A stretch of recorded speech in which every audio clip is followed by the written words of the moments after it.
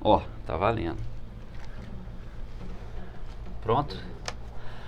Olá pessoal, bem-vindos a mais um podcast do Mountain Bike BH. Esse é um podcast maquinado e para quem não me conhece, meu nome é Magno César Bouchardet. Quem quiser me encontrar também nas redes sociais é Magnus1 ou até pelo meu nome, tá bom? E hoje nós vamos entrevistar uma pessoa muito importante na história do mountain bike. Eu lembro, eu estava aqui com ele conversando sobre o início de tudo, eu estava lá, então isso demonstra um pouco aí minha idade avançada, né?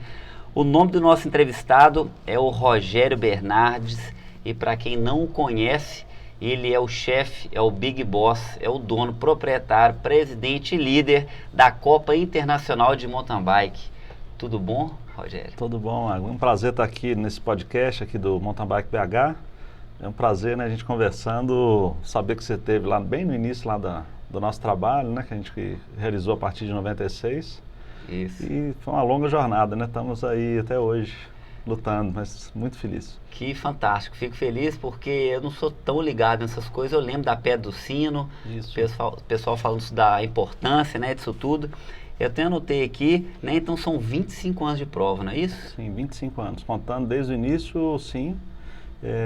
Alguns anos na Pedra do Sino era uma prova anual que a gente fazia. Isso, uma só, né? Era uma só, depois nós passamos a fazer duas, e aí depois comecei a fazer o campeonato a partir de 99, que era a Copa Metu, eram 5, 4, 3, aí foi variando nesses anos. Hoje a gente faz 4 etapas por ano. Ah, Então são muitos eventos. muitos eventos, né? Eu estava vendo aqui, né? Você tem até uma data bem específica, é 23 de abril, né? Isso. De 96, não é isso? Isso. E me fala uma coisa, da onde que começou, assim, você falou que você trabalhava com evento antes, mas por que mountain bike? Porque naquela época eu lembro que era pouca gente mountain bike. Por que você decidiu isso? Então, eu sempre trabalhei com eventos, minha formação, né, sou publicitário, me especializei nisso, fui para São Paulo para estudar e acabei trabalhando em agência de propaganda, que eu já tinha aqui, mas eu fechei para ser funcionário lá, e então eu trabalhava à noite e estudava de dia, aliás. Sei. Trabalhava de dia e estudava à noite. E depois que eu formei, eu acabei abrindo uma agência de eventos lá, de propaganda e eventos, e acabei pegando muito evento para fazer. Sempre eventos ligados a todo tipo, tênis, salto de cavalo, enfim, eu tinha muitos clientes de eventos variados, sabe? Sei. E aí, nesse meio tempo, eu acabei vindo para Minas para trabalhar na Fiat. Eu larguei tudo lá e vim para Minas. Surgiu uma oportunidade para trabalhar na fábrica em Betim. Era um negócio bacana, eu tinha acabado de casar, enfim. Estava a fim de... Uma oportunidade diferente. uma coisa diferente. Eu nunca tinha vivido uma coisa de trabalho assim numa grande empresa. E fiquei lá quase 4 anos. Olha.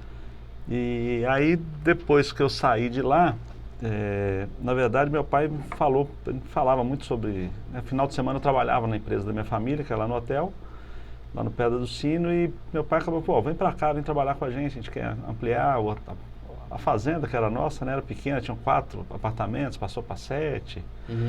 E aí eu acabei abandonando a Fiat, saí de lá e fui para a fazenda, justamente para trabalhar na parte comercial, na parte de eventos, enfim, dar um upgrade na empresa familiar lá, sabe? Sei. Me juntar à minha família. E uma das primeiras coisas que eu fiz foi justamente pensar numa prova de mountain bike, porque eu já andava de bike naquela época. Ah, então você era praticante? Eu era praticante. Não era competidor, mas eu gostava, via as provas, acompanhava o Iron Bike. Eu tinha acho que 2 anos de Iron Bike já. Amigos meus iam, eu não fui, mas estava ali sempre acompanhando, né? E aí falei, vou fazer uma prova aqui. E acabei fazendo uma prova pela federação e Confederação Brasileira, no primeiro ano. E aí no segundo ano, o Marco Antônio e o Gil Canaã, eles fizeram uma prova comigo lá, eles me ajudaram, eu convidei os dois para fazer junto comigo lá e foi muito bacana. Para fazer o trajeto, como é que fazia? Era para uma troca de informação de maneira geral, sabe? Então, como eu tinha lá na fazenda e eu fazia os eventos, aí eu convidei o Gil e o Marco para estar comigo e foi muito legal, foi uma experiência, a gente se deu muito bem no evento, mas aí nós fizemos um evento só e aí no ano seguinte eu já fiz sozinho de novo. Com o apoio dele, sempre me ajudava. Na época não tinha internet, né? Então a gente trocava mailing de atletas. Então o pessoal que ia competir, eu tinha as etiquetas, mandava o arquivo para o Gil me emprestava os cadastrados lá no Iron Bike. Enfim, a gente fazia uma troca de figurinha. E aí em 99, em 96, né, paralelo a isso, eu fui um dos fundadores da AMETUR, que é a Associação Mineira das Empresas de Turismo Rural. Ah, lembro disso. Então a AMETUR é uma associação que teve apoio do SEBRAE para ser aberto e tal, e a gente fazia um trabalho de valorização e conscientização das pessoas para utilizar os hotéis fazenda de Minas Gerais. Uhum. Eu trabalhava lá no Pé do Sino, então essa era uma das ações que eu acabei implementando lá junto com vários outros donos de hotéis. Certo. E aí, como eu tinha tido essa experiência muito positiva lá na fazenda, eu comentei com os outros hotéis quem teria interesse em sediar uma etapa que a gente poderia fazer a Copa AMETUR. E a ideia foi muito bem aceita. O SEBRAE curtiu demais, porque era um outro produto que a gente ia levar um nicho de mercado para dentro dos hotéis fazenda, e deu muito certo isso. Ah, então teve um impacto socioeconômico muito grande. Forte. Na Pedra do Sino já teve, né? Em função do evento lá. E aí depois a gente estava pensando numa visão um pouco mais ampliada com a ajuda do SEBRAE dentro de Minas Gerais. Nisso eu já tinha atletas que vinham de outros estados, então a coisa estava caminhando bem, sabe? Sei. E aí depois disso, a coisa começou a ficar mais séria e o evento começou a crescer muito, já não coube nos hotéis fazenda mais. Olha só. E aí foi... Esse foi que ano? Em 2003, eu acho, ou 2004, foi o último ano que eu consegui fazer na Pedra do Sino, mas com muito esforço, quase 1.000 atletas, era uma loucura. Tumultuava muito a operação da fazenda, que tinha gado de leite, gado de corte, então eu tinha que transferir gado, fazer cerca, era uma loucura, sabe? E aí começou a ficar difícil demais, e aí nós começamos a fazer dentro das cidades, né? E aí uma das coisas que aconteceram foi levar uma etapa para Araxá. Eu estava em Araxá pelo SEBRAE, até já contei essa história 2 vezes nesse início de ano, que as pessoas acabam perguntando e eu nem lembrava disso. Ah, por que Araxá, isso? As pessoas perguntavam por que Araxá e nesse período da AMETUR eu dava muita palestra para o SEBRAE no estado todo e fora de Minas Gerais. Palestra relacionada ao quê? A turismo rural. Ah, sim. Entendeu? Então eu fui consultor do SEBRAE de Turismo Rural há muitos anos, de 96 até há poucos anos atrás. Aí a atividade já não deu mais para eu exercer. Por função dos compromissos, eu acabei deixando a consultoria de lado lá. Mas então eu viajava muito. Tudo quanto era lugar de Minas Gerais, dando consultoria, falando sempre do mountain bike e às vezes dando palestra, muitas vezes. São palestras motivacionais para empresários de determinadas regiões, para mostrar como era a operação do hotel fazenda, quais os diferenciais de se transformar uma fazenda em um hotel fazenda. E eu sempre fechava abordando o tema de eventos dentro da fazenda. Ah, de evento esportivo, impacto. Eventos de uma maneira geral. E o vídeo que eu passava era sempre do mountain bike. Isso chamava muita atenção da galera, que era um pessoal que 99% nunca tinha andado de bike, eu nem sabia que tinha mountain bike. Bicicleta de criança. Então era um outro posicionamento que tinha a bicicleta na época. E aí nessa palestra do SEBRAE que eu dei lá em Araxá, foram, sei lá, devia ter umas 400 pessoas. Olha. 500, eram os responsáveis pelas regiões de Minas Gerais toda. Na hora que eu acabei a palestra, eu desci a escadinha e aí estava lá o prefeito, o secretário de Desenvolvimento Econômico. Falou, nós queremos uma etapa desse evento aqui em Araxá, na Copa Olha AMETUR. só. Então você foi convidado, na verdade, que eles viram o potencial, viram o impacto. E aí eu brinco, né? Araxá sempre foi uma cidade maravilhosa e muito bem estruturada. Mas eu brinco que naquela época Araxá era longe de tudo, porque o eixo do mountain bike no Brasil era Belo Horizonte. Isso. Eram outros lugares que não Araxá. São Paulo, grandes capitais, Paulo, né? Enfim, não tinha um histórico em Araxá. E aí foi muito difícil. Eu brinquei com eles, aqui é longe de todo mundo, vai ser muito difícil trazer as pessoas para cá e tal. Mas, mas vamos fazer um projeto de longo prazo, o SEBRAE está aqui para nos ajudar.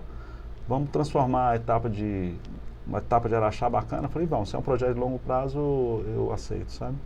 E essa é uma proposta que a gente tem, né? Então, nós estamos lá em Araxá, Congonhas, na Araxá são 17 anos. Congonhas são 16 anos, e foi a mesma coisa, o prefeito de lá me procurou e falou, só se for de longo prazo. Estamos começando um trabalho em Taubaté esse ano também, com um projeto de longo prazo. Nós não estamos indo para lá para poder fazer um evento só de um ano, só esse ano, porque se for assim, eu prefiro nem desenvolver esse trabalho. Na verdade, existe uma proposta lá de se firmar lá e fazer uma etapa lá fixa mesmo. Mais uma etapa? Esse ano seria um quarto, ela já está fazendo parte desse ano, é a final esse ano lá. Ah, tá, em Taubaté. Então já vai estrear lá em Taubaté. Já vamos estrear esse ano. É quarta ou quinta etapa? Quarta etapa. Quarta etapa. São 4 etapas. Então, assim, o que aconteceu é que Araxá, que era longe de tudo, passou a ser o centro de tudo hoje, né? Uhum. Araxá hoje é a principal prova da América, né? Hoje, por exemplo, nós temos 4 provas Rock Class no mundo, por estágio, né? Por etapas, e uma em cada continente. Né? Você tem uma na Ásia, que é em Israel, você tem outra na Europa, que é no Chipre, você tem uma na África, que é o Cape Epic, e você tem Araxá, que é na América. Olha Não tem só. mais nenhuma outra prova, nem na América do Norte, é a única prova. Inclusive eu tenho perguntas relacionadas a isso, nós vamos chegar lá. Muito bom você ter colocado isso. Então, assim, é uma grande honra para nós ter chegado nessa fase, nesse nível realmente de prova, onde hoje nossas redes sociais, as 2 atletas que vêm da Sérvia competir esse ano já mandaram vídeos convidando, então assim, que legal. São atletas que vêm do mundo inteiro hoje para competir. Nós já recebemos mais de 20 países em Araxá. Mais de 20 países em Araxá, especificamente por causa dessa categoria. Por causa dessa categoria, Então, esse ano deve vir em torno dos 12 países, não contei ainda. Para pontuar para o Mundial. Para pontuar. E também para os Jogos Olímpicos, porque a pontuação da UCI é que define as regras de quais países vão participar dos Jogos Olímpicos, quantos atletas cada país vai levar e quais serão os atletas. Então, o ranking mundial define todos os critérios da escolha do atleta para representar o país nos Jogos Olímpicos. Olha só, por isso que é a importância de Araxá, então. Exato. Então, esses atletas estão vindo. Quando teve em 2016, nós recebemos 2 anos seguidos os atletas o Peter Sagan é da Iugoslávia, da República Tcheca, né? Isso, acho que sim. Da Tcheca, não sei. Não é a República Tcheca, não, é outro país. Eu esqueci nesse momento aqui. Mas vieram 2 atletas ganhar pontos para ter a vaga do país nos Jogos do Rio 2016. E esses 2 atletas que ganharam todos os pontos acabaram cedendo a vaga para o Peter Sagan. Olha só. Que fez uma largada espetacular, de último ele já estava entre os do pneu furado. 5, aí ele furou o pneu e aí tentou de novo, avançou muito, depois estourou de novo o pneu, quer dizer, ele exagerou, na verdade, né? Então, ele tinha muita potência, mas... Deu um pouco desse azar do pneu, né? Não foi nem azar, não. Você acha que foi a tocada, né? Foi imprudência. Eu acho que ele poderia ter sido mais conservador no início. Para preservar o próprio equipamento, né? Porque não adianta você ter ter uma máquina maravilhosa, mas sem controle, né? Então, na verdade, foi o que aconteceu. Ele acabou tendo essa infelicidade. Mas, então, dessa importância de Araxá é por isso, né? Então, você tem atletas de Israel vindo, você tem do mundo inteiro acabando vindo para cá, né? E me fala assim, fala para o pessoal em casa, o que virou a Copa Internacional hoje, assim... É difícil falar isso, né? Eu sou da área da filosofia, para quem não me conhece, está vendo esse podcast. Então a gente sempre pensa em vários sentidos, né? Assim, sociológico, financeiro, simbólico e etc. Então a pergunta que eu te faço é a seguinte: tenta explicar para o pessoal o que virou a Copa Internacional, mas não só em números, mas em assim, relevância, em significado para o país, né? Porque eu acho que é uma relevância nacional. Então, quem é aquele ciclista que está chegando agora, que já sabe da tradição da Copa Internacional, o que é a Copa Internacional? Explica para essa pessoa que dimensão que ela está hoje. Olha, hoje nós estamos passando pelo ano de maior transformação nesses 25 anos, né? Inclusive mudando uma série de conceitos em relação ao que a gente se propõe a partir de agora. Então, nós temos hoje uma Copa Internacional que é focada 100% no cross-country. Das 4 etapas, 3 tem a prova de cross-country e são para atletas filiados. Então, o cross-country olímpico é uma prova mais intensa, requer mais técnica, então é para mais intenso, mais curto? Mais curto, enfim. É a prova olímpica, vamos dizer assim. As mesmas regras são aplicadas na Copa Internacional, é a mesma lá do Tóquio 2020, por exemplo. Certo. Tá? Que é o mesmo conceito de trabalho. Então a pessoa tem uma referência internacional do padrão de prova. Padrão de prova. O tempo de prova, tipo de pista, nível de dificuldade, enfim, tem uma série de questões técnicas que é muito importante. E aí, falando exclusivamente da Copa Internacional, nós temos as categorias de base, que são a Sub-15, Sub-17 e Júnior, que são muito importantes. E eu acredito que esse trabalho a gente vem fazendo há mais de 20 anos, valorizando essas categorias para que surjam aí avancines da vida como hoje nós temos. Inclusive, vários espectadores nossos, quando a gente lançou, a gente falou que a gente ia te entrevistar para recolher para recolher pergunta, eles falaram assim, olha, um deles, né, falou assim, dos formadores do Henrique Avancini foi a Copa Internacional, né, então, por causa desse nível, por causa da exigência, a gente teve aqui em solo nacional esse padrão, né, vamos pôr assim. Então, assim, essa oportunidade, é lógico que o Avancini tem uma parte do mérito é dele, né, lógico, sim, o claro. mérito é todo dele pelo esforço, por tudo que ele passou, né, hoje a gente vê o que ele colhe, mas ninguém vê o que ele passou nesses anos todos, né, ele teve anos que ele pedalou com camisa toda branca, porque não tinha patrocínio. Isso é incrível.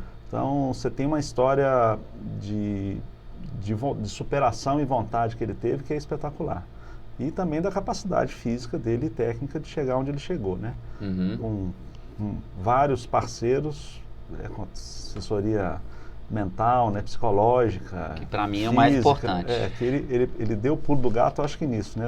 Do dia que ele acreditou que ele poderia estar entre os melhores do mundo, ele começou a andar entre os melhores do mundo. Então repete isso, no dia que ele acreditou que ele poderia estar entre os melhores do mundo, ele começou a andar entre os melhores do mundo. Então hoje ele bate guidão com o Nino chuta e todos passaram a respeitar, porque é muito difícil você estar lá, você larga e de repente você está andando entre os melhores ali e os caras não te respeitam. Te ignoram, né? Até a própria tocada, meio te colocando para o lado, e a partir do momento que você passa a andar e começa a ter resultado, todos passam a te respeitar, porque ele ocupou o espaço dele lá. Até um parênteses, né, o ano passado teve uma etapa que na primeira volta, no start loop, estava o Avancini em primeiro e o Cocuzzi em segundo. Foi uma coisa que eu até fotografei na hora e postei. Cara, um dia eu não imaginava que eu pudesse estar vivo para ver um negócio desse. É bonito, é feliz demais, né? É emocionante. Então, assim, é uma situação ímpar que a gente viveu ali, que eu pude assistir, ter esse prazer. Mas eu acho que a Copa Internacional tem um papel muito importante, né? Nessa formação. Eu digo que é um trabalho muito de formiguinha. Nós estamos lá humildemente dando essa oportunidade para os atletas, né? Mas existe todo um contexto para que tudo aconteça, né? O próprio atleta, a família do atleta, o treinador, a confederação, as federações estaduais, quer dizer, existem 1000 coisas que contribuem para que o Avancini esteja lá.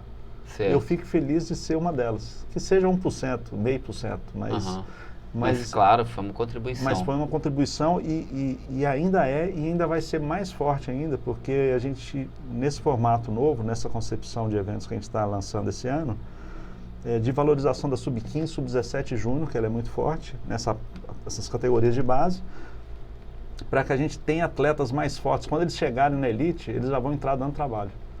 Então, há muitos anos atrás, nós fomos o primeiro a colocar a Sub-23 correndo junto com a elite. E eu lembro muito bem disso. A gente tinha a categoria elite e a Sub-23 separada. Então, quando largava a elite, sempre tinha um pelotão da frente ali. Ravelli, Odair, tal. Os que estavam melhores, montavam aquele pelotão e iam um olhando para o outro ali, até esperando a hora de atacar. Certo. Quando nós colocamos a Sub-23 para andar junto com os caras... Eles não sabiam quem que era quem. O mais importante não é nem saber quem, era ver que o ritmo de prova foi completamente alterado, porque o ritmo de prova mudou. Os atletas da Sub-23 têm mais explosão. Saíram igual os loucos? Saíram igual os loucos, mudou o ritmo. Então, eu não posso deixar o cara aí, senão eu não pego depois. Então, a própria elite teve um trabalho extra ali, né? Então, houve uma mudança de paradigma de ritmo de prova muito forte quando juntamos a Sub-23 com a elite. Muito forte. Então, isso foi muito legal. Isso foi um dos momentos de maior contribuição que eu vejo hoje. Que detalhe importante. E acho que os atletas da Júnior hoje, eles estarão muito mais preparados para entrar numa super elite do que estavam há muitos anos atrás. Então nós estamos vendo aí, você vê, o atleta lá da Colômbia, o Ergan Bernal. Sim. Ele veio correr em São Lourenço, em São João del Rei. Isso. Ele ganhou a prova da Júnior lá, assim, disparado, e o segundo colocado foi outro colombiano. E os caras ficaram, cara, que isso, não tem jeito de andar com esses caras. Eles são muito... O trabalho de base na Colômbia é muito forte. O ciclismo lá realmente é uma coisa espetacular. Então, eu acredito que os brasileiros estão indo nesse caminho. Não só, acho que pela Copa Internacional e por outras várias provas que estão acontecendo aí, mas principalmente a Copa, porque eu gosto muito de cross country e a gente investe muito em cross country. Sobre isso, eu quero até aproveitar então fazer uma pergunta. Sim. As provas, assim, eu pedalo também há muito tempo, né? Eu tô aí, você falou que a prova tem 25 anos, eu fui nas primeiras edições, então eu tô velho, então eu sei um pouco de história aí. Mas o que eu tenho percebido, cara, nas provas de maratona no Brasil? Posso estar enganado, você me corrige e a pergunta tem a ver com isso. Eu percebo, e também conversando com alguns amigos, eles confirmaram isso, que as provas de maratona estão com baixo nível técnico. O que significa isso? Muito estradão, muita parte de asfalto, a gente até entende alguns motivos, mas a gente percebe que está tendo essa facilitação de técnica. A pergunta e a gente identifica isso na etapa de Congonhas, sabe? Uhum. E aí a pergunta o que você pensa a respeito disso? Por que isso, são 3 perguntas. O que você pensa a respeito disso? Por que isso vem acontecendo?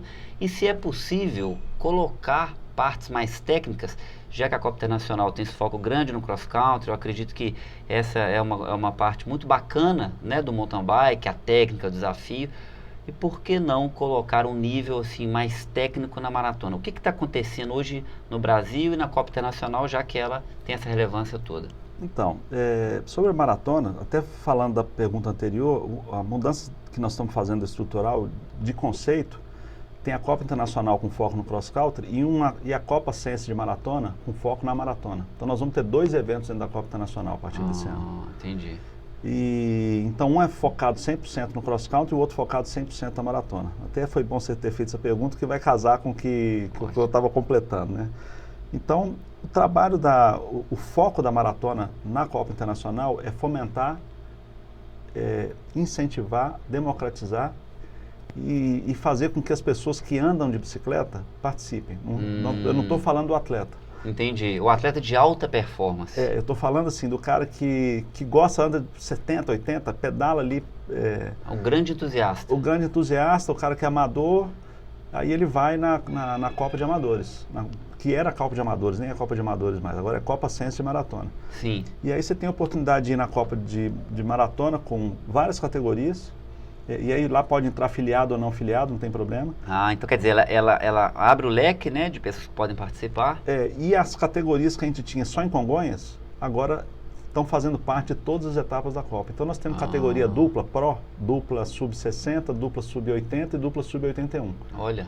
Então nós vamos ter todas as etapas e ela vai contar pontos para o campeonato. Então se você participar em Araxá com um parceiro seu lá para correr e você mantiver a sua mesma dupla, você vai pontuar e no final você vai ter um campeonato de duplas. Então nós vamos ter um campeonato de maratona para todas as categorias. Então tem categoria gravel, que é uma bike que a gente já está fazendo prova já há bastante tempo, agora vai virar um campeonato. Específico das gravel. Específica gravel. No mesmo caminho que as mountain bikes, assim, na maratona. Exato.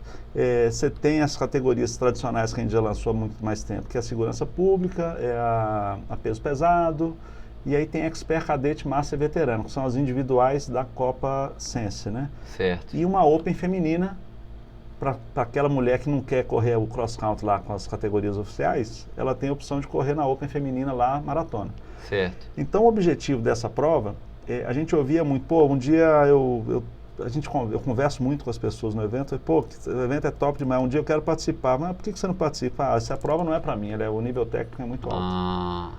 Aí agora não, você pode participar. Inclusive tem uma categoria na Copa Sense de maratona, que ela chama turismo, devia chamar passeio, nós vamos ver qual que vai ser o nome ainda, mas hoje ela chama turismo, que ela vai andar no máximo 20 km e vai dar uma volta só e não tem competição. O objetivo é a pessoa largar no mesmo lugar da elite, experimentar o trajeto, vai ter os pontos de hidratação dos atletas profissionais, vai ter todo o acompanhamento médico e de suporte de socorro na pista da mesma forma, vai ter apoio mecânico, enfim, você vai ter todo um aparato no evento internacional para alguém fazer um passeio de 20 km. É como se fosse um trilhão, por exemplo. Que legal. E aí esses atletas vão usufruir. O que a gente quer com isso? Esse cara competiu 20 km. Não, eu acho que eu posso ir no próximo, eu posso ir competir já. Eu não quero mais só ganhar medalhinha no final, porque nós vamos dar medalha para todo mundo que completar o percurso da maratona. Perfeito. Então o objetivo nosso é trazer as pessoas que estão pedalando no final de semana para conhecer o que é o evento, o que é o mountain bike, ele poder ver um Henrique Avancini andando no meio da multidão ali, tirando foto, ver ele lá na tenda, ver o Davi Rosa, que é o português, ver a equipe Sense, ver a equipe TSW, enfim, ele vê todos os principais atletas do Brasil ali. E ele está participando também. No meio. Numa pista muito fácil.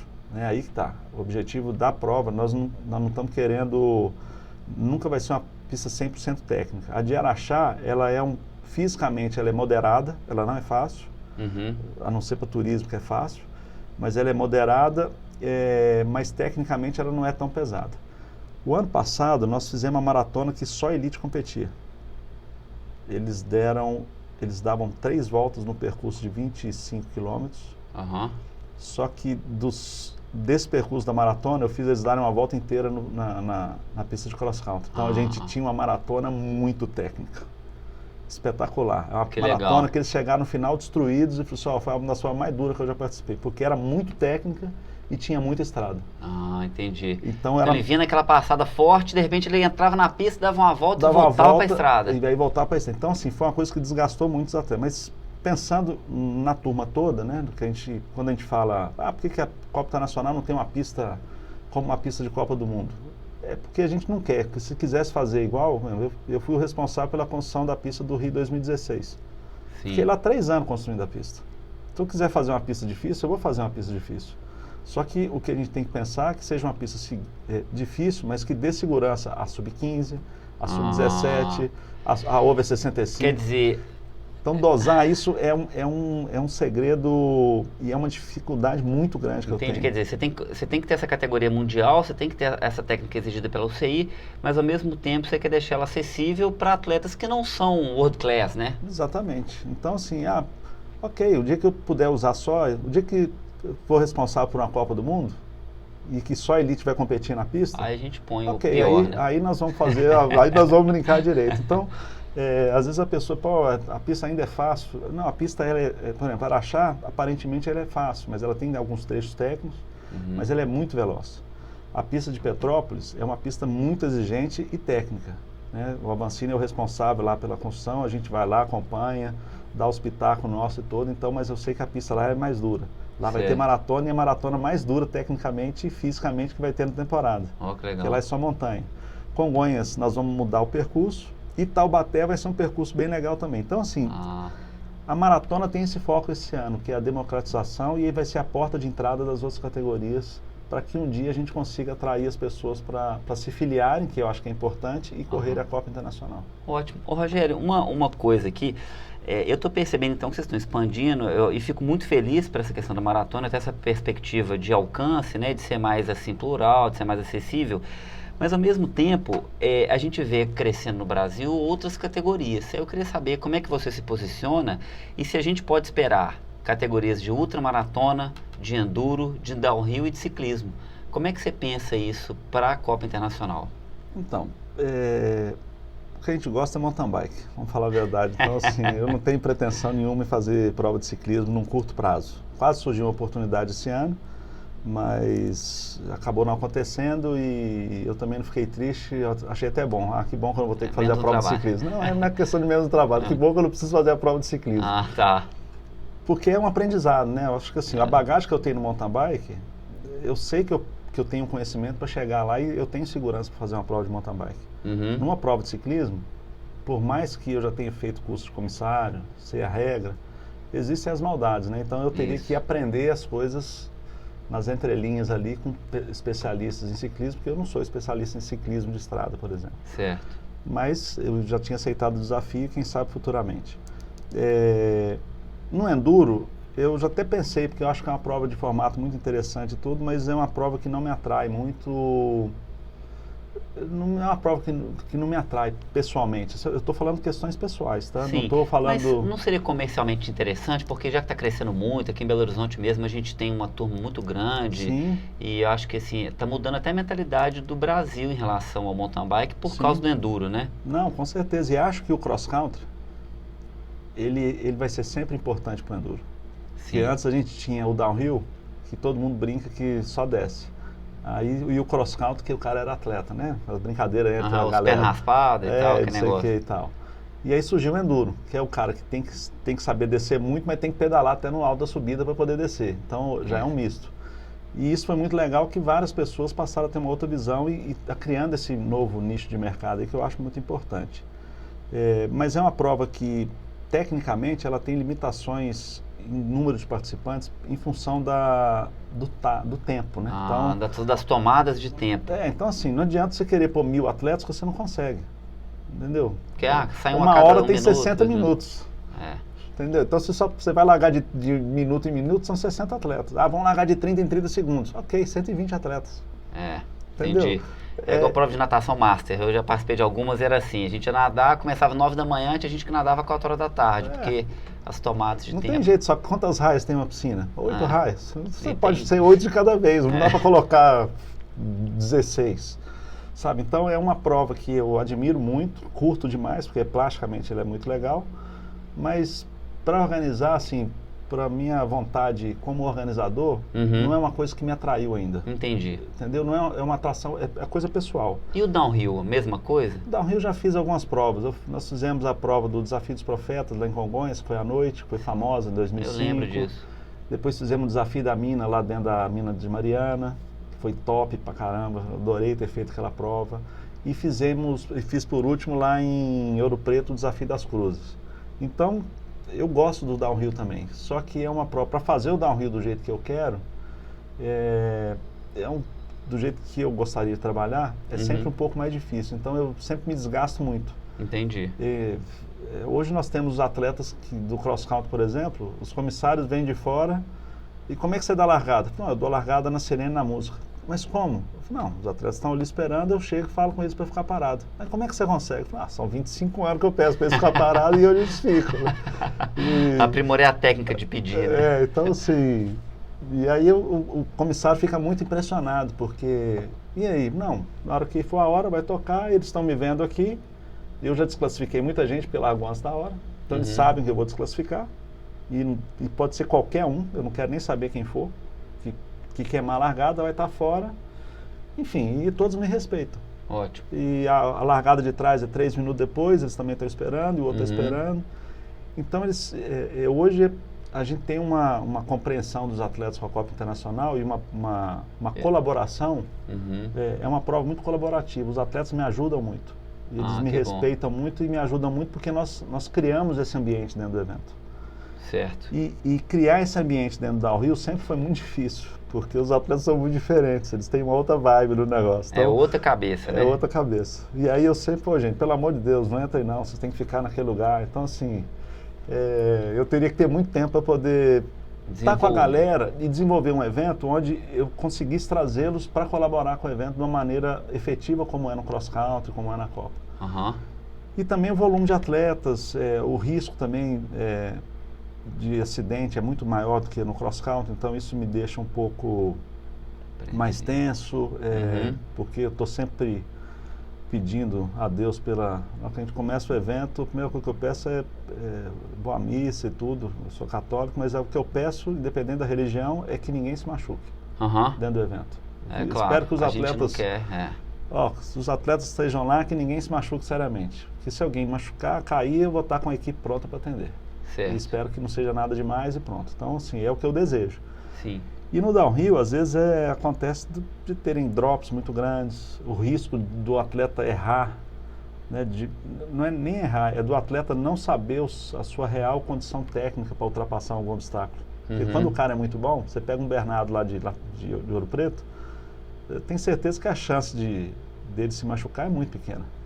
Inclusive, esses eventos da Red Bull, do gerenciamento de risco que a gente fazia era poder escolher os atletas melhores para a gente ter menos problema na prova com o machucando.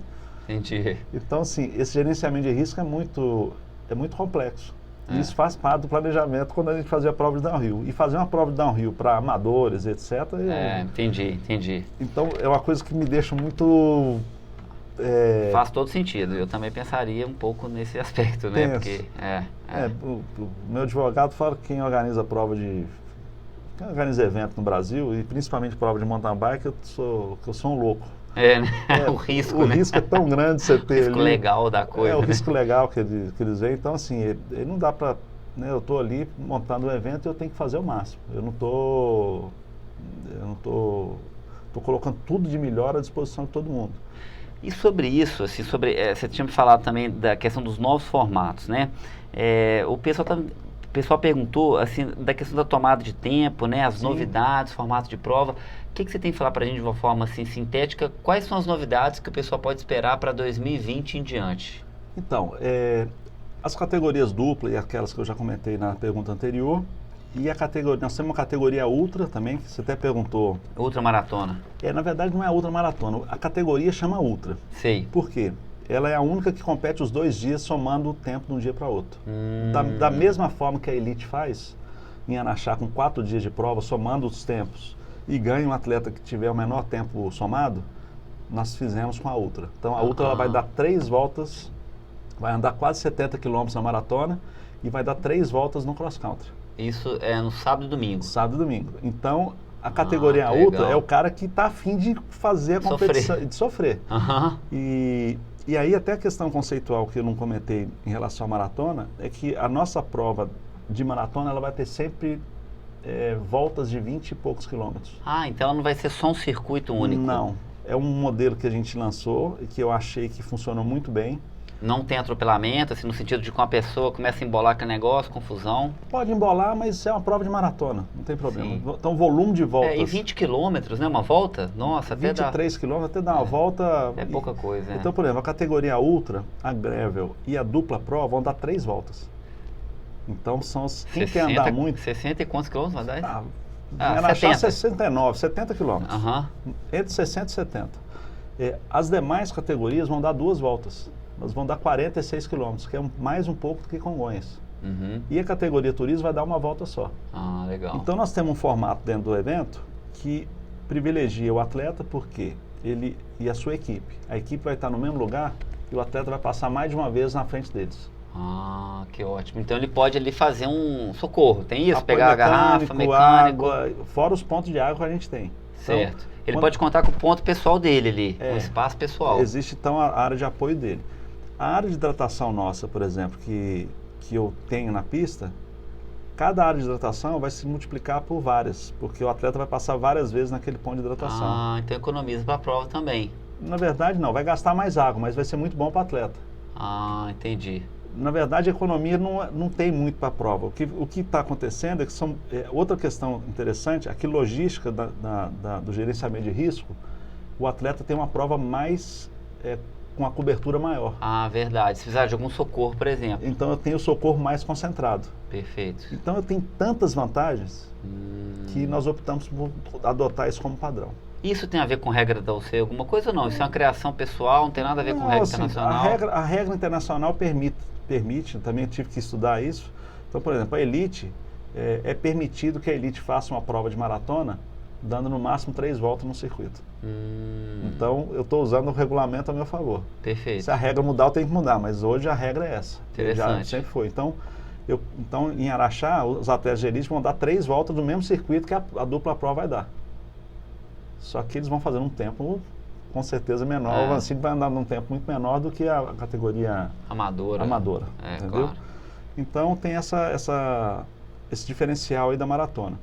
E aí você tinha me perguntado eu até perdi aqui porque eu coloquei essa questão da volta. Não, eu falei ultramaratona, ciclismo de estrada, downhill, enduro, o formato da prova, né? Tomada de tempo. Tomada de tempo. Isso, Exato. tomada Então, de tempo. nós estamos falando da novidade. Então essa é uma das novidades, Isso. A tomada de tempo é uma outra coisa que eu troquei muita ideia com os atletas e conversando com eles, até foi no Campeonato Brasileiro do ano passado, a gente sentou lá com um atleta lá, ficamos conversando, a Copa é top, podia melhorar isso, mas o que você acha? E eu ouvindo as pessoas, tudo quanto é atleta, de todo lado. Tem que ouvir, isso aí. E aí, eu falei, pra mim é muito ruim, cara, eu chego lá, eu vou largar 8 horas da manhã no cross country, eu chego lá meia hora antes da minha largada, já tem 300 na minha frente, que chegou 6 horas da manhã, já tinha gente na fila para entrar no bolsão. Tem isso mesmo. Aí eu falei, é mesmo, cara? Eu falei, então, como é que a gente poderia fazer para melhorar isso? E aí nós lembramos da tomada da Copa do Mundo, né, que tem a cross country, que o short track é a tomada de tempo das 3 primeiras filas, né, que é muito bacana. Isso. E aí falei, vamos fazer um negócio igual a Copa do Mundo faz lá, eu vou fazer para todas as categorias, amadoras e não amadoras. Vamos fazer na sexta-feira, porque não tem tempo no sábado, porque não temos mais tempo. Entendi, é prova. É igual, eu estou falando mesma coisa do enduro.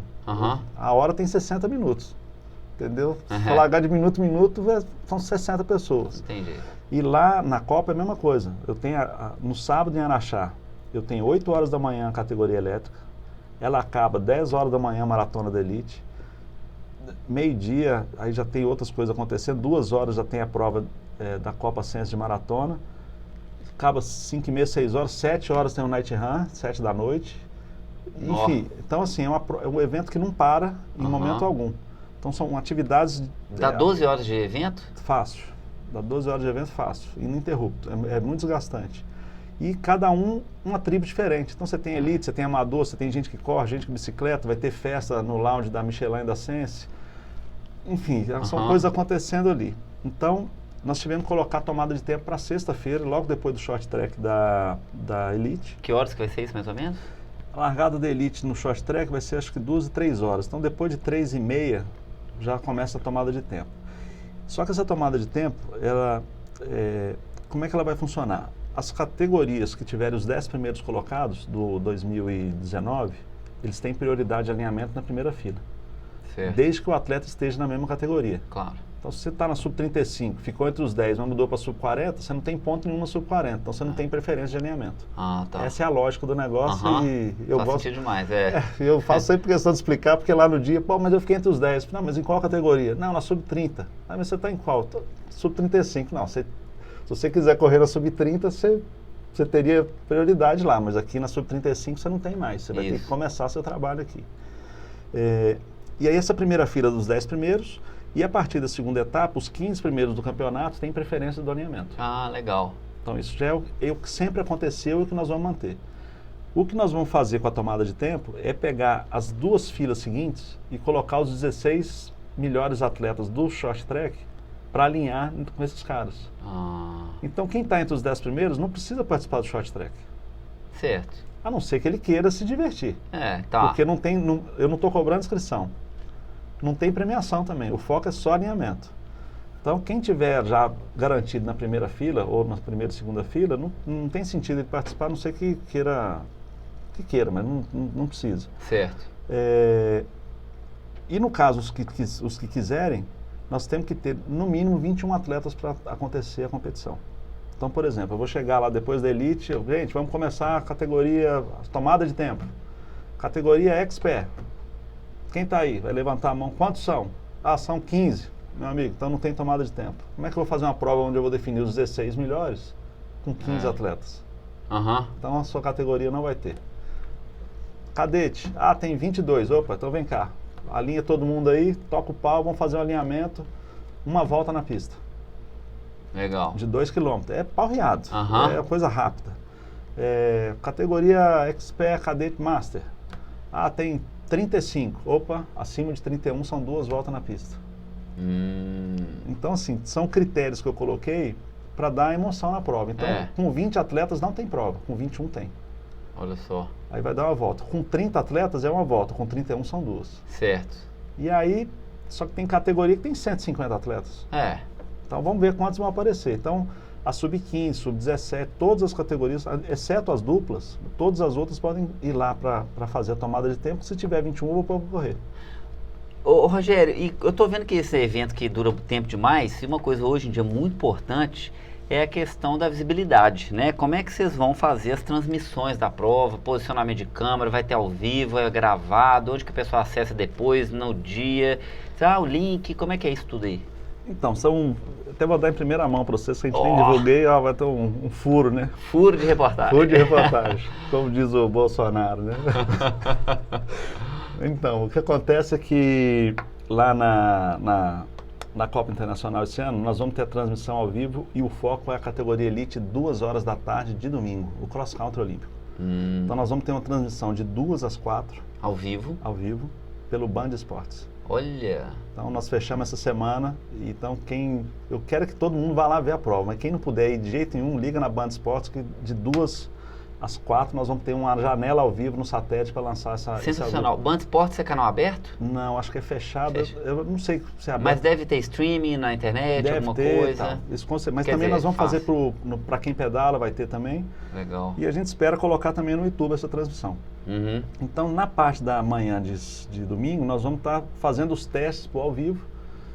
O foco é totalmente esse em função da complexidade e da importância desse ao vivo na Band, que vai ser parceira nossa lá. Legal. Então nós vamos estar com 10 câmeras, vai ter mochila em atleta para poder fazer a tomada, vamos colocar uma bike elétrica no percurso. Para poder filmar durante. Para filmar durante, vai ter fibra ótica passando na pista quase toda, com 9 câmeras dentro da pista, pegando os principais pontos.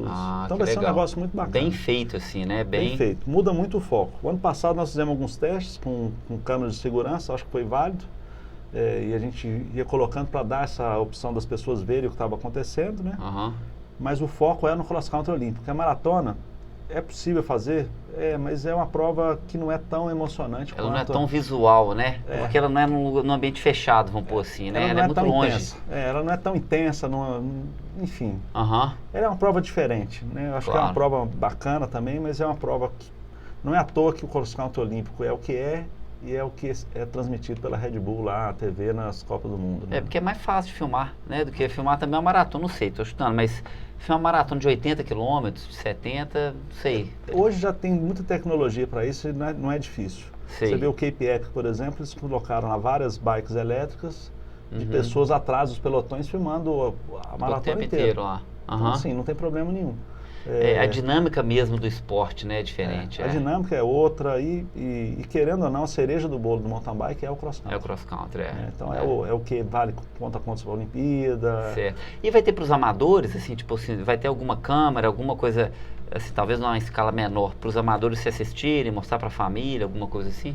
Deve ter, no sábado a gente deve fazer algumas tomadas, mas a gente tem a nossa produtora que produz os vídeos oficiais, que nós vamos fazer entrevista com os atletas amadores, então vão entrar vários vídeos durante o final de semana. E as redes sociais nossas, nós vamos estar com a equipe fazendo ao vivo pelo Instagram e Facebook o tempo inteiro. Legal.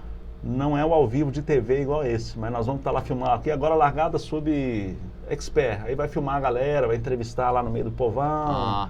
Vocês vão deixar isso arquivado, assim, depois que o pessoal quiser acessar para se ver e tal, vai, né? Vai, nós temos um canal no YouTube, quem entrar no YouTube da CIMTB hoje, você tem várias playlists, desde 2000 desde 90 e alguma coisa, com todos os vídeos que aconteceram esses anos todos e matérias. Então qualquer um clicar lá, vai lá, Araxá 2004, tem lá o vídeo de Araxá 2005. Que massa. Então tem todas as pastas lá para todos acessarem. Nós organizamos isso ano passado e a ideia é colocar isso tudo lá para as pessoas verem, sabe? Vou então te fazer uma pergunta que até um ouvinte nosso colocou, e eu também, particularmente, também sou um pouco assim ardido com essa questão, e por favor, como organizador, me esclareça. Sim. Por que a gente tem que esperar 200 mil horas o pódio? Por que não, por exemplo, como provas como o Ironman, que o pessoal chega, chegou os 3, chegou os 10, premia, valeu, obrigado, ao invés de fazer todo mundo esperar, ficar lá cozinhando? Explica pra gente por que isso. Então, são várias questões. Na Copa do Mundo, é muito fácil que você premia 3 ou 5 primeiros e pronto, acabou. Tá? A Copa Internacional, a gente faz o resultado até o 10º lugar. Então, a gente tem os protocolos que a gente tem que seguir. Né? Por exemplo, a gente acabou a prova,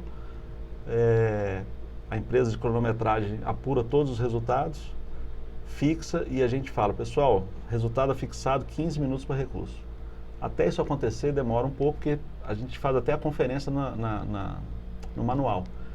E aí, às vezes, pode ter alguma reclamação, a gente tem que deixar uma margem de tempo ali para conversar. Pode poder ter, meu chip não pegou essa minha volta, nunca aconteceu, mas pode acontecer. Meu nome está errado, na secretaria, em vez de entregar meu número, entregou, eu estou em quinto, mas está o nome de outra pessoa. Aí que a gente descobre que nós entregamos os numerais para o chefe de equipe, e ele trocou na hora de entregar para o atleta. Entendi. E aí eu preciso de um tempo para isso acontecer, para fazer essa correção. Por que esse tempo? Porque na hora que aparece essa correção para ser feita, a outra prova já está acontecendo. Eu não posso parar uma competição para fazer a outra. Então nós temos uma margem, eu estou falando pela Copa Internacional, né? Certo. Então a gente deixa uma margem de segurança para que a gente possa fazer tudo e não atrasar. Eu detesto atrasar. Eu estava vindo para cá, 3 minutos faltando, só eu tô chegando. A 3 quarteirões, mas eu tô chegando. Tive a reunião hoje de manhã, cheguei 5 minutos antes, eu cheguei primeiro com quem eu tava. Então, assim, eu sou muito... Fala até que é toque isso, mas valoriza o tempo, né? Assim. Eu acho que é importante respeitar as pessoas. É um compromisso. Nós nunca atrasamos largada em 25 anos. Nunca. né? Quem competiu com a gente, eu acho que nunca vai poder falar isso com a gente. E isso no começo desse mountain bike nosso no Brasil era muito normal. Eu lembro disso que a gente ficava até 1 hora esperando. Não, que até atrasava. hoje é normal determinadas, com menos frequência, mas acontece muito ainda.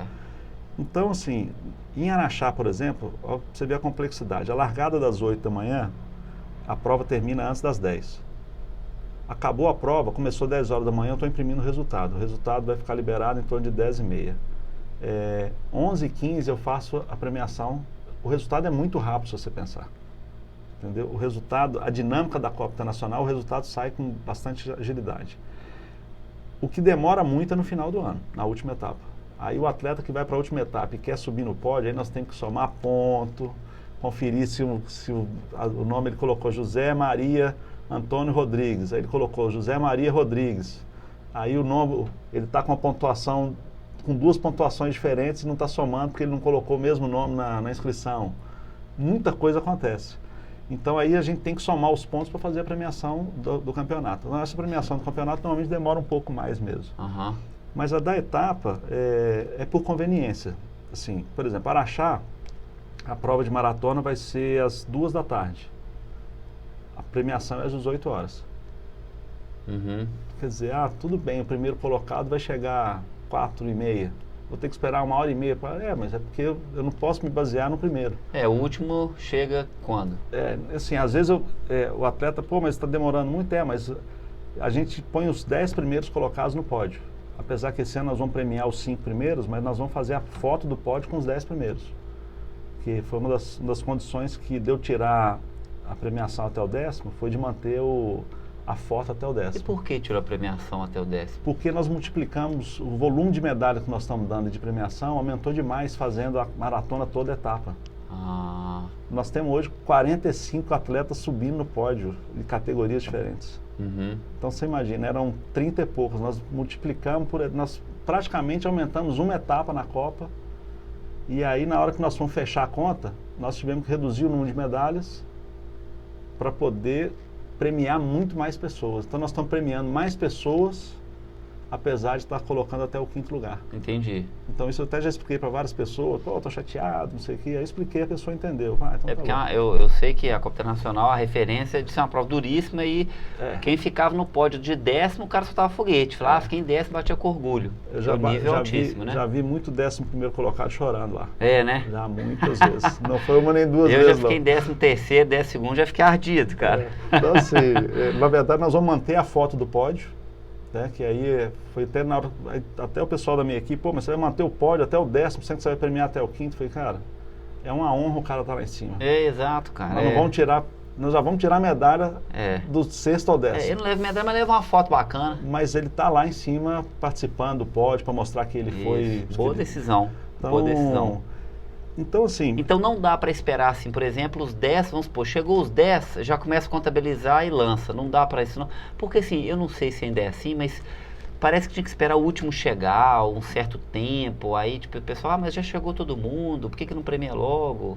Na verdade, o que eu faço com isso é colocar um horário. Então, eu vou te dar um exemplo que aconteceu em Araxá agora. Tá. Largada da categoria e-bike. Certo. Vai ser 8 da manhã de sábado. Tá. Cross country. 10 horas tem a prova da elite. 2 horas tem a prova da Copa Ciência de Maratona. A premiação geral, por exemplo, a premiação da elite de 10 horas da manhã, o cara da elite está lá e vai estar porque ele tem que competir domingo. O que eu fiz? Coloquei os caras da elite, que são as estrelas, para fazer a premiação junto com os amadores. 15 minutos antes, vai ser 5h30 da tarde, a premiação dos amadores vai ser, da maratona vai ser 18 horas. Então, tem esse objetivo de interagir os atletas profissionais com os amadores.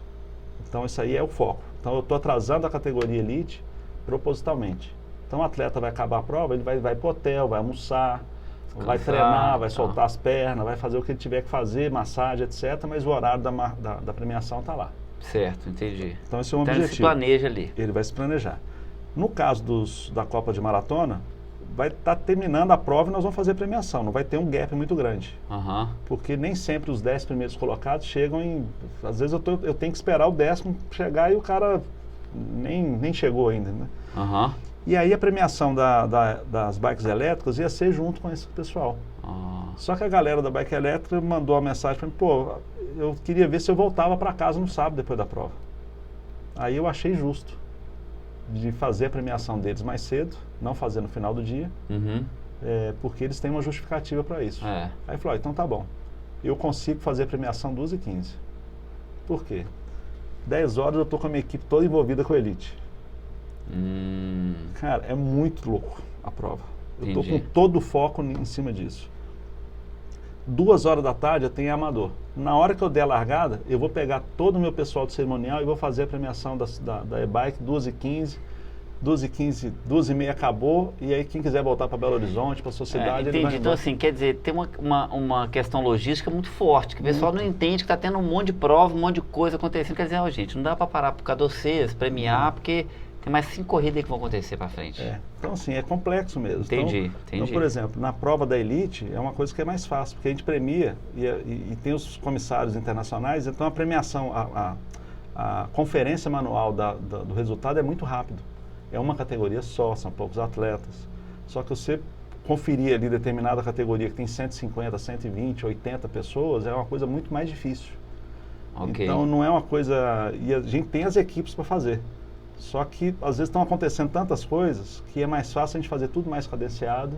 Certo. Então essa é a nossa forma de trabalhar, sabe? Então, perfeito. Mas é proposital, sim, não é... entendi. É para ter uma margem de segurança. Tá. Eu prefiro falar que vai ser marcar um horário para o atleta se programar do que eu falar assim, depois da prova vai ser o pódio.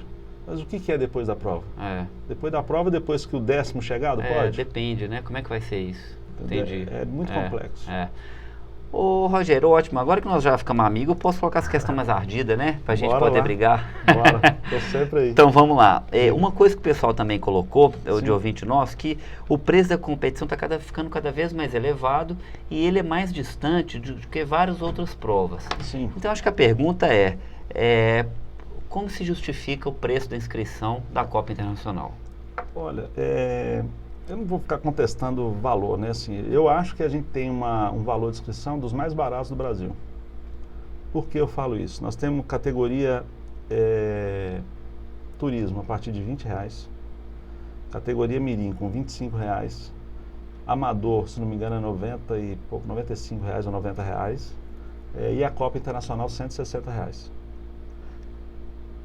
Vamos lá, o brasileiro ano passado acho que foi R$300. Você não tem prova no nível que a gente tem com o mesmo valor. E se você fizer o combo das 4 etapas, a prova que custa 160 vai para R$110. Se a pessoa pagar tudo de uma vez. E pode pagar um cartão de 3 vezes. Então assim, a inscrição da Copa, ela é eu acho que o custo-benefício dela ele é extremamente positivo. Né? Eu não considero... Eu gostaria de cobrar mais barato, mas a gente não consegue. Então, você cobrar uma prova da Copa de Maratona, R$95, com o que a gente oferece, com feira, com lava-bike, com atendimento médico, com área de alimentação, com toda a infra, que a gente investe muito nessa questão da infraestrutura para o atleta, com ducha. Verdade. Então, assim, não é só a inscrição em si. Né? O que você tem que ver é o seguinte, vai numa prova que você não tem um banheiro, você vai falar que não tem banheiro. Pô, o cara me cobra a inscrição e não tem uma estrutura para eu poder... nem para minha família, para eu almoçar, ou não tem estacionamento. Então existe um contexto muito maior do que só a inscrição. A inscrição não é só aquela... Não é a prova que você vai fazer. A prova em si. É o em volta, é o entorno. E aí, em cima disso, a gente vê muitas provas aí colocando um monte de coisa. Coloca camisa, coloca squeeze, coloca boné... Brindes, enfim, coloca um monte de coisa. Eu sempre fui contra isso. Mas... Como o pessoal fica falando, pô, você não dá nada, não, tá bom, então eu vou fazer o seguinte, eu vou cobrar o preço que eu não cobro nada, um desconto, e o atleta que quiser um boné bordado, igual esse que eu estou usando, lá o atleta vai poder comprar até 4 ou 5 peças por R$18. Então, o cara pode montar o combo dele lá, ele pode comprar um pneu Michelin com descontos de 15%, ele vai comprar uma camisa da La Magra que custa 200 por R$115, então ele vai montar ali o que ele quer. E até conversando sobre premiação de produto também com atletas... É uma questão nossa. Como é que está a premiação do pessoal? O que o pessoal ganha de premiação lá? Elite é dinheiro. Tá? É o cara que viaja o mundo inteiro, é o cara... É o profissional, ele trabalha com isso. Trabalha com isso e essa é uma coisa que desde o primeiro ano a gente está... Curiosidade, qual que são o valor em premiação? Eu nunca soube direito. Então, lá em Araxá, é até bom falar disso, em Araxá são quase 60 mil reais só para elite. Nos 4 dias. É muito dinheiro. Eu acho muito dinheiro. Eles ganham como assim? Tipo, sei lá, 3 mil primeiro, segundo? Primeiro lugar, 3.800 no geral, mas só que tem premiação por dia, R$1.000 e poucos por dia, primeiro lugar. Então o cara sai de lá com 8, 9 mil reais ganhar tudo. 10 Entendi. mil reais. Um campeão sai com mais ou menos 10 mil reais ali. É muito dinheiro. Aí um segundo sai com 7 mil, 8 mil e vai decaindo. Então aí tem uma escadinha que é uma tabela da UCI. Ah, entendi. Baseado em dólar. Baseado em euro. Euro. Então, eu sempre faço um pouco a mais, até para compensar alguma mudança de câmbio. Que já aconteceu de eu ter previsto, quando eu fechei o regulamento, chegou lá... Estava inferior. Estava inferior, eu tive que aumentar R$100 na hora moeda, lá. Entendi. Enfim. E já aconteceu o contrário, e aí eu deixei no mesmo valor, né? Mas, de qualquer forma, a gente tem essa tabela a seguir em todas as etapas. Então, no ano, a gente vai dar aí quase 90 mil reais em premiação em dinheiro só para elite. Olha só. Os amadores, ou estou falando amador, mas que não é amador. Os não profissionais. Os demais atletas, as demais categorias, todas elas ganham produtos. Tá? Então são produtos que a gente negocia muito com o patrocinador nosso. Mas qual que é o foco do nosso produto? O atleta vai sempre ganhar um produto que ele tenha utilidade no seu dia a dia. Então, por exemplo, na etapa, esse ano nós negociamos alguns produtos com a Focus.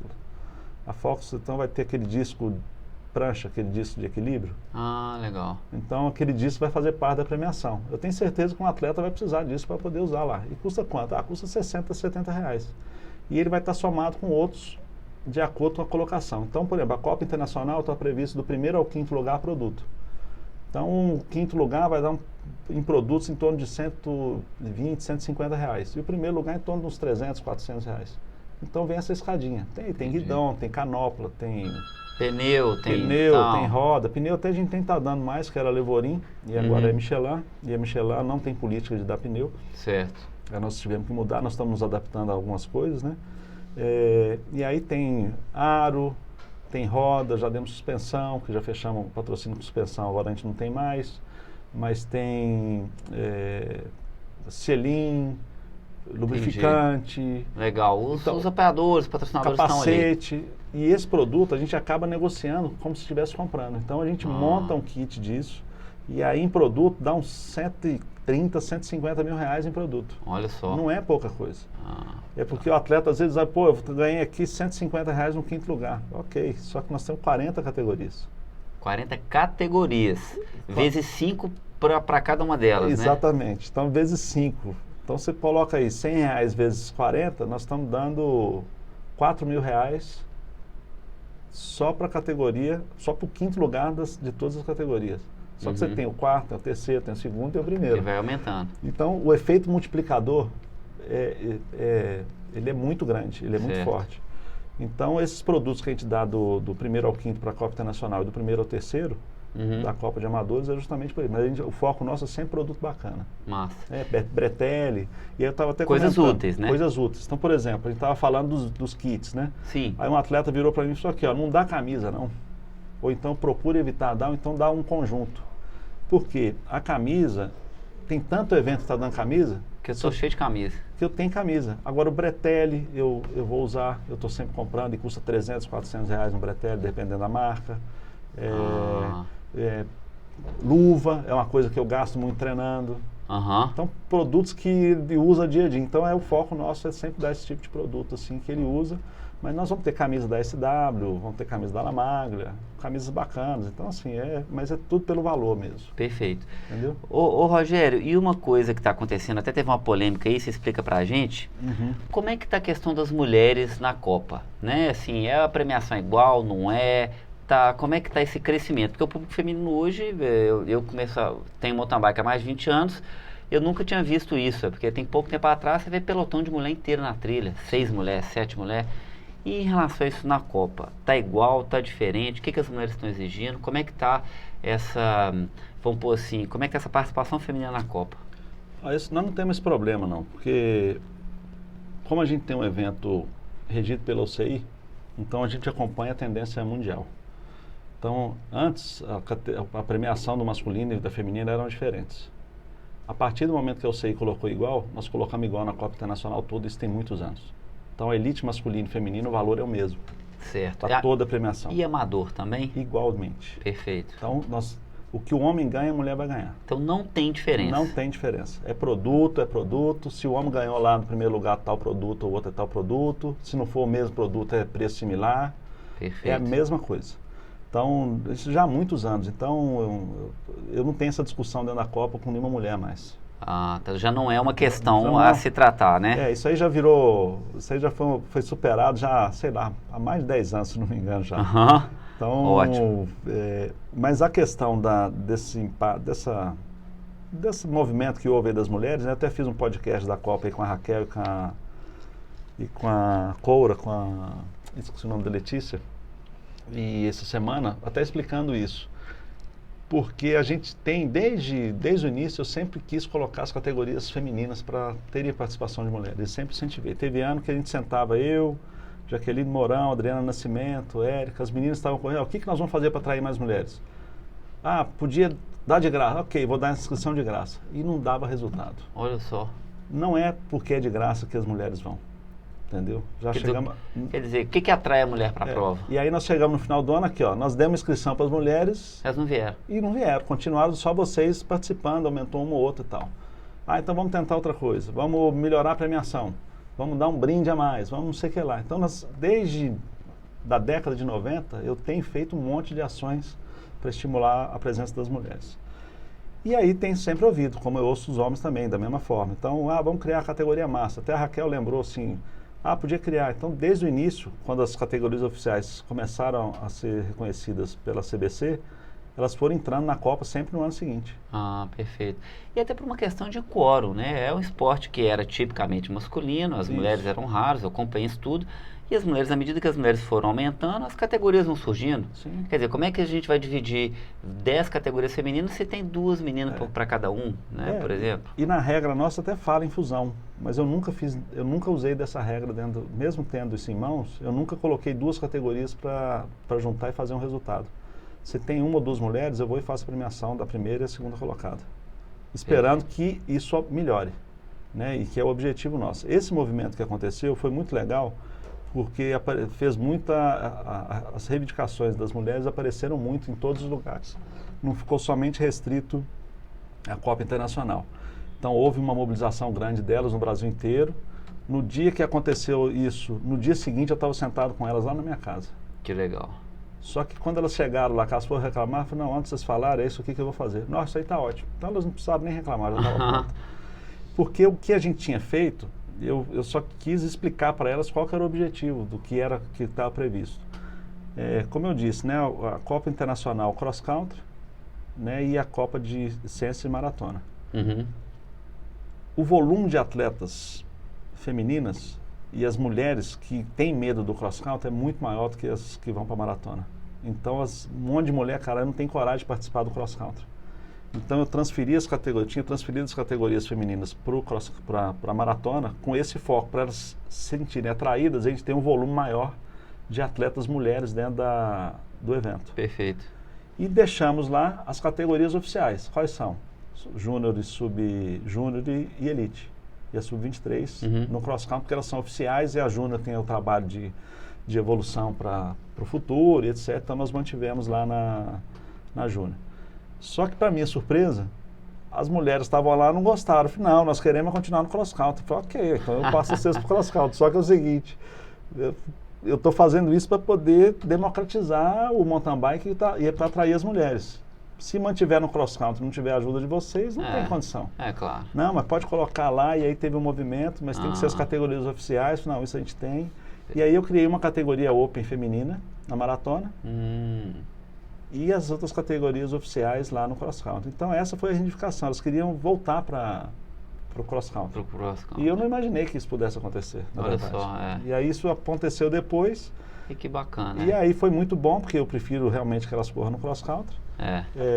E outras meninas que tinham medo, e aí começamos a fazer esses podcasts entrevistando. Pô, Raquel, fala aí com o pessoal, por que não precisa ter medo das meninas irem no cross country? Letícia, Conta aí. Conta aí. Então, difícil. assim, nós estamos desmistificando. Então, Perfeito. E várias atletas e influenciadoras que pedalam, sempre participaram da maratona, vão em Araxá experimentar o cross-country pela primeira vez. Então, que bom.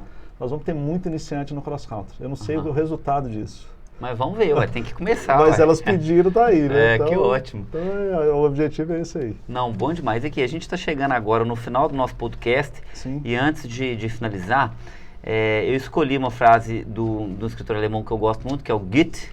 Sim. E baseado nessa frase dele, eu quero fazer uma pergunta, até pelas nossas conversas anteriores e por tudo isso de hoje. A frase é: basta envelhecer para tornar-se mais indulgente. Não vejo ninguém cometer um erro que eu também não tenha cometido. Então a pergunta é: quais são as suas maiores paciências que você tem que ter como organizador e quais são os seus maiores erros que você cometeu durante esse tempo todo? Quais são os erros que te marcaram e que tipo de paciência que você tem que ter para poder realizar esses grandes eventos? Eu acho que a paciência é do dia a dia. Eu acho que a gente tem que ter um respeito muito grande pelas pessoas, né? Tratá-las como você gostaria de ser tratado. Várias vezes atletas já chegou falando alto comigo, eu falei assim: não, eu não vou conversar assim com você. Então, se você quiser mudar o tom de voz, eu vou resolver tudo para você, mas desse jeito a gente não tem diálogo. Então, eu tenho um respeito muito grande por todos, de 1 ano até 80 anos. Né? Eu acho que isso é fundamental. E o fato de eu estar com mais de 50, né? Estou aí há 25 anos, eu aprendi muito nesses 25 anos, né? E, evidente, cometi vários erros, eu tomei decisões erradas, mas sempre na intenção de acertar. Eu acho que a intenção de você fazer as coisas assertivas é que te dá argumento, inclusive, para você te defender em possíveis erros, porque você fez aquilo, né? Esse caso das mulheres, por exemplo. Eu fiz algo pensando que estava fazendo alguma coisa assertiva e para o bem delas. Mas eu fui descobrir por elas que elas não queriam aquilo que eu estava pensando. E por isso que a importância do diálogo, né? Da pergunta, né? Então o diálogo, ele é uma coisa muito importante. Meu WhatsApp, telefone, eu estou sempre... Os atletas têm canal aberto comigo o tempo todo. Que ótimo. E algumas vezes as pessoas sugerem algumas coisas que eu tecnicamente, aí eu uso a técnica. Né? Eu acho que quem escreve o regulamento sou eu, baseado nos regulamentos existentes. Então as pessoas... você podia colocar as meninas largando só numa categoria. Né? Foi uma atleta feminina me falou, mandou um WhatsApp, eu falei: mas eu não consigo fazer isso, porque se vocês largarem sozinhas, eu não tenho onde colocar os homens que estão largando com vocês. Porque eu vou entupir as outras largadas e não tem jeito. Então coloca a Júnior para largar com a elite. Não, aí eu já não posso, porque a prova lá, a elite é o CI, eu não posso colocar as outras categorias que não são elite, largando junto com a elite. Enfim, eu não sabia que era assim. Então, tecnicamente, eu vou até onde eu posso, que o regulamento me permite. Então, eu tenho que saber esses limites técnicos e não querer ultrapassá-lo para que eu tenha um argumento igual para todos. Né? Eu acho que a uniformização da comunicação na Copa, eu acho que o sucesso dela é isso. Se eu falar alguma coisa com você aqui, eu vou falar com o outro lá. Perfeito. Você pode me perguntar a mesma coisa de formas diferentes 100 vezes. Eu vou responder 100 vezes com a mesma resposta. Perfeito. Então, eu acho que esse aqui é o segredo nosso, assim, que eu considero, né, que é um fator muito... Isso é uma forma de respeito muito grande. Eu não tenho que conversar conteúdos diferentes para perguntas iguais, entendeu? Então, eu acho que essa uniformização é importante. Ótimo. E para finalizar então, Rogério, o que você queria falar para o pessoal? Às vezes você mesmo responder uma pergunta aí que você está inventando, ou alguma coisa que você queria contar. Encerra para a gente aí, fala o que você acha que está faltando. Bom, pode falar, tá livre. Eu queria agradecer vocês aqui pelo convite, foi um prazer conversar, foi muito legal, curti demais. É um assunto que eu gosto, né? Então, e foi um prazer te reencontrar também. Prazer também. E eu queria falar do game nosso, convidar todos que estão aí nos ouvindo, que esse ano nós lançamos um jogo da CIMTB, onde você monta sua equipe virtual, mas os seus atletas são de verdade. Então você entra lá no game.cimtb.com.br, faz a sua inscrição lá, que é gratuita, você vai colocar seu nome, o nome da sua equipe, seus dados. E você monta a sua equipe com os atletas que estão competindo na Copa Internacional. Perfeito. A Trek nos apoiou nesse projeto de prontidão, na hora que nós mandamos para lá, estamos com essa ideia aqui. Tem 6 meses nós estamos trabalhando nisso. E aí nós vamos fazer uma premiação a cada etapa. A equipe que somar mais pontos na etapa vai ganhar um capacete da Trek.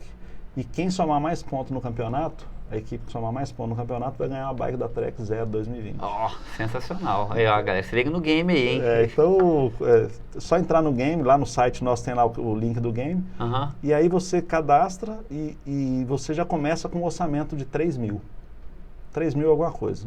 Não envolve dinheiro nenhum, viu, gente? É de graça, é só chegar lá e curtir o evento. É uma forma de diversão mesmo e de interação com o mountain bike, né? E aí você tem que montar uma equipe com 2 atletas da Super Elite masculina, 2 da Super Elite feminina, 2 da Júnior masculina e 2 da Sub-30 masculina. São 8 atletas. Obrigatoriamente. Não, a equipe não fecha com 7, não fecha com 9. Tem que ser 8. Perfeito. E você tem 3 mil para fazer isso. Ah, que legal. Aparentemente é fácil, mas não é. Não adianta você pôr a Vancini, a Juju, a Jaqueline Mourão, porque aí seu orçamento estoura. Gente, cara. Aí você tem que saber se o atleta que você está colocando na sua equipe, você tem que ir na lista de inscritos, porque a lista que está lá não é a de inscritos, é uma lista com base no resultado de 2019. Então, por exemplo, a Daniela Campuzano, do México, que está entre as 10 do mundo, estava confirmada para vir para Araxá. Ela teve uma lesão ontem. Não vem mais. E ela está na lista lá da galera. Então, eu mesmo coloquei minha equipe, coloquei a Daniela Campuzano. Já não tem mais. Aí você tem que ficar ligado quais são os atletas que vão correr e montar a sua equipe. Legal, e torcer para que você marque pontos. Aí tem lá a tabela de classificação. E aí vamos chegar no final, vamos ver quem é o... Então, assim, eu estou me divertindo muito com esse jogo. E queria convidar, já estamos lançando ele semana passada, estamos com 600 equipes inscritas. Olha, que fantástico. Muito louco. Pô, parabéns pela iniciativa. Achei que vou ter que procurar saber. Entra lá e assim como nós estamos no podcast, convidar todos para acompanhar nosso podcast. Ele é bem mais simples que os seus, né? Eu faço no celular e tal. Obrigado.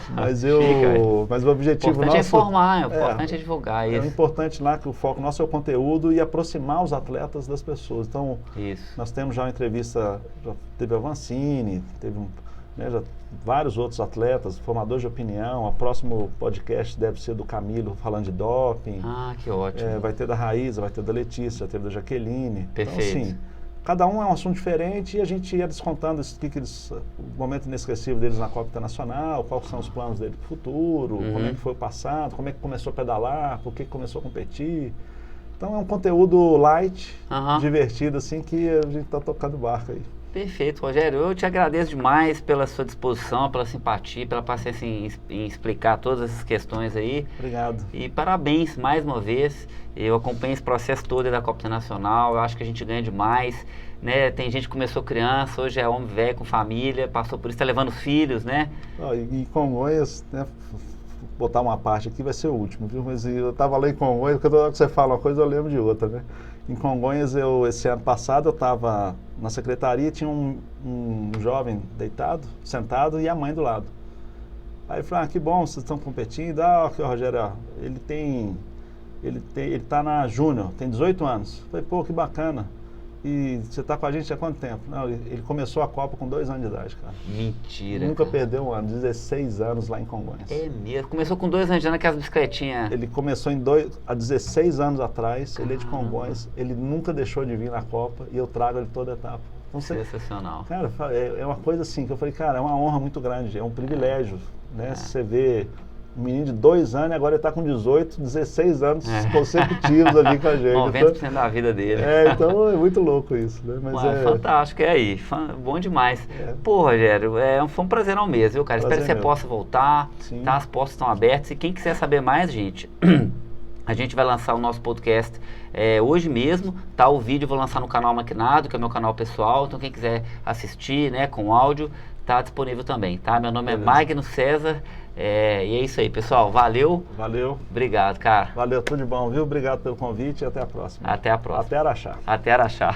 Valeu. Deixa eu dar uma pausa aqui.